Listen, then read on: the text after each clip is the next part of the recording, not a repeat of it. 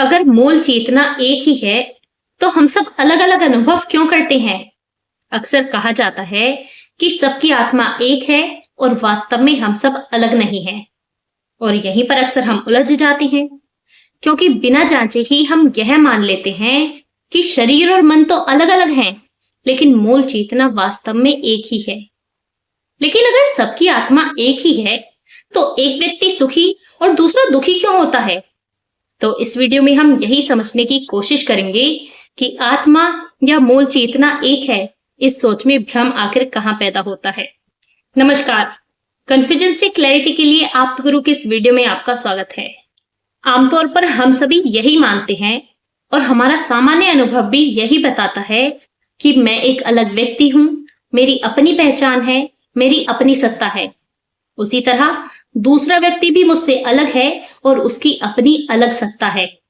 लेकिन कुछ लोग बिल्कुल अलग बात कहते हैं।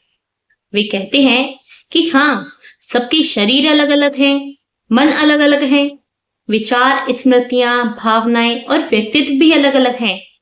लेकिन जो इन सब का अनुभव कर रहा है, जो इन सबको प्रकाशित कर रहा है, वह मूल चेतना एक ही है। मतलब वास्तव में सबकी आत्मा एक ही है। उदाहरण के लिए मान लीजिए आकाश में एक ही सूर्य चमक रहा है।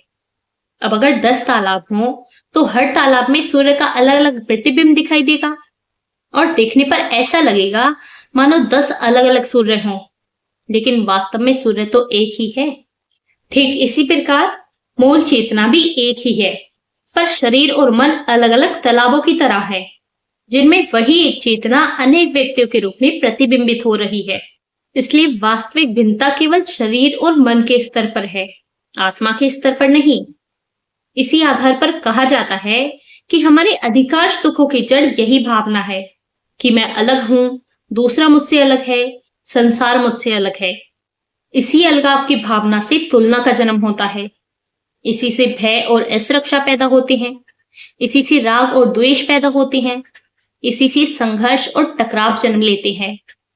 और अगर हमें यह बोध हो जाए कि सब में वही एक आत्मा है, यानी सब मैं ही हूं, मुझसे अलग कुछ नहीं है, तो फिर भय किससे होगा, द्वेष किससे होगा, संघर्ष किससे होगा? तो किसी से भी तो नहीं होगा। और इसी कारण कहा जाता है कि आत्मा की एकता का बोध होने पर दुख और संघर्ष समाप्त हो जाते हैं और इंसान को शांति प्राप्त हो जाती है। अब सुनने में तो यह बात बड़ी गहरी और ऊंची लगती है, लेकिन यहीं पर गहरे और बुनियादी सवाल खड़े होते हैं कि क्या सचमुच सबकी आत्मा एक ही है? क्या वास्तव में एक ही चेतना सभी व्यक्तियों में प्रकाशित हो रही है? या फिर सच्चाई इससे बिल्कुल अलग है, जिसे हम अभी तक सही तरीके से समझ ही नहीं पाए हैं? तो चलिए इसे बिल्कुल आसान तरीके से समझते हैं। आमतौर पर सूर्य का प्रतिबिंब अलग अलग तालाबों में अलग अलग दिखाई देता है और देखने पर ऐसा लगता भी है कि मानो हर तालाब में एक अलग सूर्य मौजूद हो। लेकिन अब जरा ध्यान दीजिए, भले ही अलग अलग तालाबों में सूर्य के अनेकों प्रतिबिंब दिखाई दें, पर फिर भी हर तालाब में दिखाई देने वाले सूर्य का मूल स्वरूप तो एक जैसा ही होता है। उसका रंग एक जैसा होता है, उसका आकार एक जैसा होता है और उसकी चमक भी मूल रूप से एक जैसी ही होती है। क्यों? क्योंकि सूर्य के प्रतिबिंब भले ही अनेक हों, लेकिन जिस सूर्य का प्रतिबिंब पड़ रहा है, वह सूर्य तो एक ही है। ठीक इसी तरह अगर वास्तव में सभी शरीरों में प्रकाशित होने वाली चेतना एक ही है, तो फिर उस चेतना का जो भी स्वरूप हो, वह सभी व्यक्तियों में समान रूप से प्रकट होना चाहिए। सीधे शब्दों में कहें तो अगर जानने और अनुभव करने वाली चेतना एक ही है, तो सबके ज्ञान और अनुभवों में भी एक रूपता दिखाई देनी चाहिए। यानी एक के जानने से सब जान जाने चाहिए, एक के सुखी होने से सब सुखी हो जाने चाहिए, एक के दुखी होने से सब दुखी हो जाने चाहिए। ऐसे ही अगर कोई एक व्यक्ति मुक्त हो जाए, तो सब मुक्त हो जाने चाहिए। क्यों? क्योंकि बेशक शरीर अलग हों, लेकिन अनुभव करने वाली चेतना तो सब में एक ही है। लेकिन हमारा अनुभव क्या बताता है? वह तो बिल्कुल उल्टी तस्वीर दिखाता है। एक व्यक्ति सुखी होता है तो उसी समय दूसरा व्यक्ति दुखी होता है। एक व्यक्ति भयभीत होता है तो दूसरा निर्भय होता है। एक व्यक्ति अज्ञान में डूबा होता है तो दूसरा ज्ञानी बन जाता है। एक व्यक्ति मोह और आसक्ति में फंसा होता है तो दूसरा उनसे मुक्त हो जाता है। यानी हर व्यक्ति का ज्ञान अलग अलग होता है, हर व्यक्ति के सुख दुख अलग अलग होते हैं, हर व्यक्ति की मान्यताएं, इच्छाएं और अनुभव भी अलग अलग होते हैं। अब इससे सवाल उठता है कि अगर जानने और अनुभव करने वाली सत्ता वास्तव में एक ही है, तो सबके ज्ञान और अनुभव में इतनी भिन्नता कैसे हो सकती है?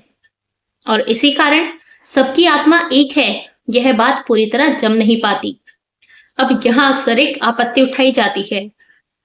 कहा जाता है कि ज्ञान, अज्ञान, सुख दुख ये सब आत्मा के गुण नहीं है, बल्कि मन के गुण है।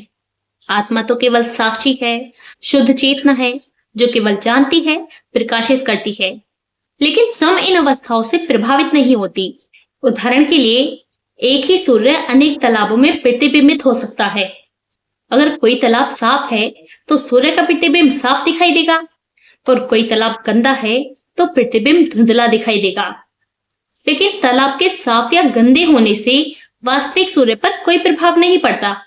सूर्य जैसा है वैसा ही रहता है। ठीक इसी तरह एक ही चेतना अलग अलग मनों में प्रतिबिंबित होती है। अगर किसी मन में अज्ञान है तो अज्ञान उसी मन का है, चेतना का नहीं। अगर किसी मन में ज्ञान है तो ज्ञान भी उसी मन का है, चेतना का नहीं। अगर कोई व्यक्ति सुखी है या दुखी है तो सुख और दुख उसी मन के हैं, चेतना के नहीं। इसलिए एक व्यक्ति के सुखी या दुखी होने से सब सुखी या दुखी नहीं हो जाते। एक व्यक्ति के ज्ञानी होने से सब ज्ञानी नहीं हो जाते, क्योंकि ये सभी परिवर्तन मन में हो रहे हैं, चेतना में नहीं। और क्योंकि सबके मन अलग अलग हैं, इसलिए एक चेतना के होते हुए भी सबके अनुभव अलग अलग होते हैं। मतलब भिन्नता मन में होती है, चेतना में नहीं। तो अब देखिए, आंख अपने लिए नहीं देखती, बल्कि आंख के माध्यम से चेतना ही देखती है। कान अपने लिए नहीं सुनते, बल्कि कानों के माध्यम से चेतना ही सुनती है। ठीक इसी तरह मन भी अपने लिए अनुभव नहीं करता, बल्कि मन के माध्यम से चेतना ही अनुभव करती है। क्यों? क्योंकि मन तो स्वभाव से ही जड़ है, और जो स्वयं जड़ है वह अपने लिए किसी भी चीज का अनुभव कर ही नहीं सकता है। पत्थर जड़ होता है तो वह अनुभव भी नहीं करता। और अगर यह मान लिया जाए कि चेतना भी अनुभव नहीं करती, तो फिर मन जड़ होने से अपने लिए अनुभव कर नहीं सकता, और चेतना अनुभव करती नहीं है, तो फिर तो अनुभव होने ही नहीं चाहिए। पर अनुभव तो होता है। क्यों? क्योंकि अनुभव करना चेतना का स्वभाव होता है।